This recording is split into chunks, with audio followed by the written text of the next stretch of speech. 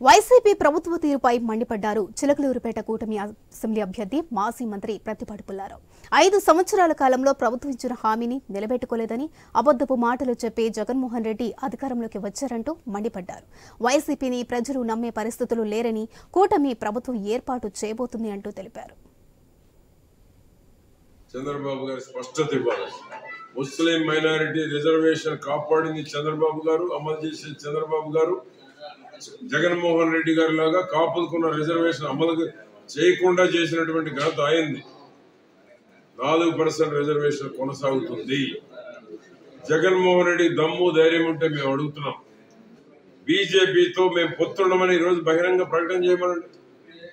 ఎన్నికలు అయిపోయిన తర్వాత బీజేపీని ఈరోజు మాట్లాడమనండి బహిరంగంగా. సిఏఏకి మద్దతు ఇచ్చి, ఎన్ఆర్సీకి మద్దతు ఇచ్చి అక్రమ సంబంధం కొనసాగుతూ బీజేపీ తెలుగుదేశం పొత్తు గురించి జగన్మోహన్ రెడ్డి గారు 4% రిజర్వేషన్ గురించి మాట్లాడతాడు. 4% రిజర్వేషన్ తెలుగుదేశం జనసేన కొనసాగిస్తుంది. దీంట్లో ఎటువంటి డొక్కా లేదు.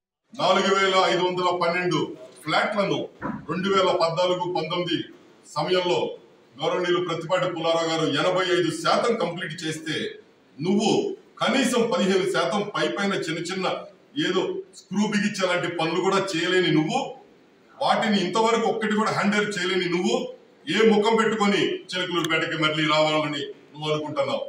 అలాగే జగనన్న కాలనీ అని చెప్పి రజనీ చేసిన మొట్టమొదటి మోసం, బ్రహ్మాండంగా డబ్బులు వసూలు చేసుకొని అమాయకులైన రైతుల దగ్గర నుండి డబ్బులు వసూలు చేసి నన్నే అందులో డైరెక్ట్ బాధితుడిగా చిత్రీకరించి చేస్తే ప్రజలకు తెలుసు. కాబట్టి రాజేష్ అనే వ్యక్తి మీద ఎటువంటి నింద లేదు, అతను ఏ తప్పు చేయలేదు, మనకి సహాయం చేశాడు, ఇంకా రైతులకి సహాయం చేశాడు.